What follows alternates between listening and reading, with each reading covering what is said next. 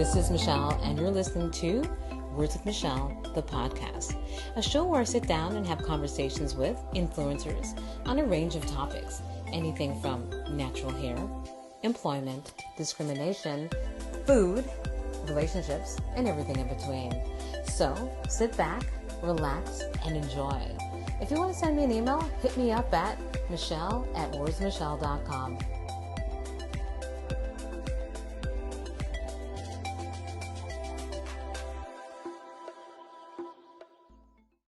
Thank you for tuning into another episode of Words with Michelle, the podcast. Today's episode is kind of accidental. I had a few episodes that I wanted to record, planned to record, and actually did record, but for some reason, Zahra Siddiqui's name kept popping up into my head. I interviewed the talented photographer 3 years ago for my blog, but for about a week straight, I kept thinking back to our chat. I initially interviewed her because I'm a fan of her work, and I also wanted to talk about her first solo exhibit that she had in 2016, which proudly displayed Black people and people of color. The exhibit was called The Invisible Majority. I wanted to revisit this interview as it speaks about race and imagery, so I decided to take a portion of our interview and focus on her exhibit, The Invisible Majority. I wanted to speak about what it means and why she created it. Keep in mind that this was originally recorded in a cafe, so there's a bit of background noise, but I hope you can feel Zahra's positive vibe come through. Enjoy the show. What is the invisible majority? Oh my. The invisible majority. Okay, so just those words alone, they came to me many years ago, and basically when I started shooting the music scene in Toronto, Shai brought me in. I mean, I was always in touch with it because my sister's a singer-songwriter, most of my friends are artists, and but when she brought me in, I saw a whole new set of people and new genres were happening, and I was amazed at how many people I had never seen before, and they were doing such beautiful things. Mm-hmm. And so in my mind, because I talk to myself a lot, I called us the invisible majority. Mm-hmm. And then so I've been shooting 6 years, and then I'd never had a solo show. And Daniel Spectrum approached me, and specifically Elle Concel, she's the curator at Daniel Spectrum, and she said, we want to do your first solo show for you. And I said, oh, that's great, and I'm thinking, they'll give me a wall or something just, simple, and that made me feel calm. And she said, no, we want you to have the entire first floor. And right away I started actually panicking because you think about money when you're an artist, and you think about how am I going to produce work to put, on these walls. Although I would love to have a show there, I can't afford to have a show. I don't get it. Like the canvas, the framing. Yeah, the materials, the printing, the printing, the canvas, the textiles, and then also when you're creating, it's not like I make a piece and it's perfect. Sometimes I throw that in the garbage and I have to go start over again. But it's so funny. What may not be perfect to you is perfect to someone else. That's the funny thing. Well, I mean, part of creating the invisible majority was a part of me releasing control of perfection. And so a lot of the pieces that are involved, there was a point where I reached and I said, you know what? Whatever I've done, I have to let it be. Whether I'm happy or not, because that's what came out of me. So, but the reason I thought about, oh no, will I be able to afford this, was because she wanted me to do 100 portraits. Wow. How much did you have at that point when she told you that? Well, I have over 100 portraits of people, but not printed. Yeah. And I've been shooting for 6 years, so the content was not the issue. It was manifesting and bringing it to life in front of you. So I went home and I thought, okay, let me first sort through my archive and see what I have. But behind closed doors, people didn't know that I was collaging, and I was, just kind of like feeling stuck as a photographer, because after a point, just pressing a button was no longer making me feel satisfied, or it wasn't making me feel like I was making an impact. I wanted to make an impact. I wanted to do something deeper, something that could really change, the feelings that were happening in the world. And when I say feelings, I mean the way that people of color, and specifically black people, have been made to feel, which is not proud of who you are, essentially. So the invisible majority, it was very important that I did something that was a part of social change and art. I'm a child and youth worker. That's my educational background. That's right. Yeah, so I'm very conscious of just what's happening socially, and I'm very aware, and because I'm aware, I feel like it's my responsibility to do something with that knowledge that I have. And so this show was my opportunity to do that. So what I did was I went home, I went through my images, but I had already made a bunch of these little collages with my pictures that I've taken. So I brought them to Daniel Spectrum, and I said to my curator, if I'm going to do this, then I want to do 100 mixed media portraits. I don't want to do photography alone. And she thought I was crazy. She said, what are you talking about right now? And then I showed her what I did. Why would you think you're crazy? Well, imagine someone comes to you and proposes that they're going to do something that they've never done before, meaning pick up a paintbrush. I've never painted something in my life. In my life. First time I even walked into an art store was less than a year ago. So she thought I was crazy, and I was crazy. But I was excited by that craziness because I really believed I could do it, even though I've never in my life done anything like this. I don't know, it just came out of nowhere. And then she said, all right, Z, if you want to do this, I support you. And from that minute, in I think it was 4 months, I made 150 mixed media portraits. But what's interesting too is that I didn't tell anybody that I was doing this. So whoever was in the show had no clue that they were in the show. All the artists that I put in the show, they weren't aware. And I did that on purpose because I really wanted the support to come from a genuine place. I didn't want it to come from a place of people knowing, oh, I'm in it, so let me go. And opening night was insane. The house was packed. But it was a very humbling experience. I was so humbled. I was so full of just, just love. I felt it. And people were very emotional at the show. People cried. And I didn't realize it would make an impact like that. But after the show went up and I saw all the pieces together, I realized what I had done. And what I did, for me, what I think I did was I created a timestamp for this moment in our lives. And my mother always says to me, art it represents the soul of a civilization. So when you go back in time and you look at the art, you know where the people's consciousness was, what people were thinking about, how they were feeling. And then she was at opening night and she said, that's exactly what I did. How'd that feel to hear that?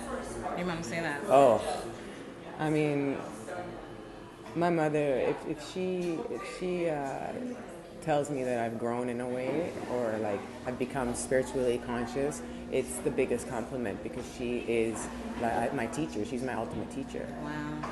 And she's a very intelligent woman. She's a very loving woman. She's also a woman who has her flaws, but she,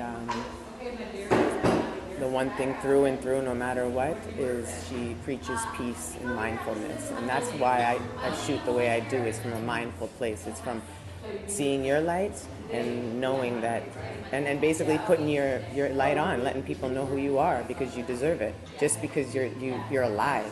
You don't have to be doing something special, special quotes unquote.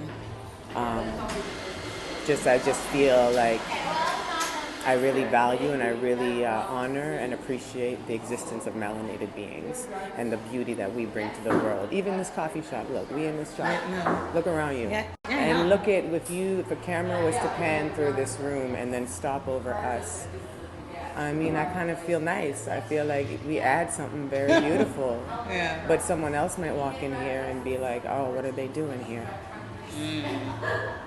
And, you know, so for me, it's Do you feel that way when you walk in certain places in Toronto? Oh, I mean, I'm born and raised here. Racism was just from day one. Day one, and I'm from Pakistan. So all of a sudden, you know, most of my life being from India or Pakistan, like got made fun of. You're not cool, you know, at all. From accents to foods to fashion. Were you Were you actually born here or in Pakistan? Born here. But my house is Pakistan. Okay. Yeah. No, it's true. You know? It's true. And so, also it's funny because now in this day and age, to be South Asian now is one of the coolest things alive. The jewelry, the fashion, you know, and it's just like, you know, you just kind of like, you get desensitized in a way. Like, you know, being respected it seems as though it's, you know, it's up and down. It depends on the times, you know. For me, like, these are obstacles and struggles because of my race and what happens to, you know, where I come from. But what I love about being someone who's in my body, in my position, in my life, is that it forced me to be hella smart. It forced me to be hella resilient. And nothing can stop me. You know, you want to keep making things hard, keep making it hard. You're just making me more powerful. It's true. That's all. You know, something that's going to break, you know, someone outside, for me, it doesn't even faze me. And the same for other people. I have other people in my life that have been through way more trauma, and they are the strongest, most beautiful people I have ever known. So for me, when I hear someone's story of trauma and obstacles, I see them as someone very beautiful because I already know what that means for your life. What do your images mean to you? I think you kind of answered that. Yeah, I mean, the images that I feel drawn to capture, you know, for me it's just a moment to really do something beautiful for somebody else. And then also show the rest of the world who this beautiful person is. Maybe some people will want to look further into who they are, or maybe it'll make them smile, maybe it'll change their mood. But it really comes from a simple place. So you do something beautiful for someone else. So do you feel like your photography is for, so it's not for you? It's not for me. Okay. None of this. Well, in a way it is. I mean, it makes me feel good. So a part of it is selfish. But I need my community to make me feel good, you know, in a way. And my way of loving myself is loving them. That's so nice. It's nurture. This is what I always say, nurture what nurtures you. This community nurtures me without even knowing it. Their existence and knowing that I have a safe space to be to myself, that's why I can do this. So it's just my giving thanks, you know. Thank you, you guys. Let me take your picture. Wow. It's really simple. What would you want someone to say about your photography? Actually, I'll change it that. What would you want someone to say after going to their exhibit, checking out your pictures? What would you want them to feel? Proud. Feel proud of you. Feel proud of. I hope that they see a reflection of themselves in the person that I've captured, and gain strength and pride in their existence. Because that's why I'm taking the photos, is to show how proud I am of you, whether I met you for a second or not, but something about you made me want to, you know, create. And that's huge, you know, so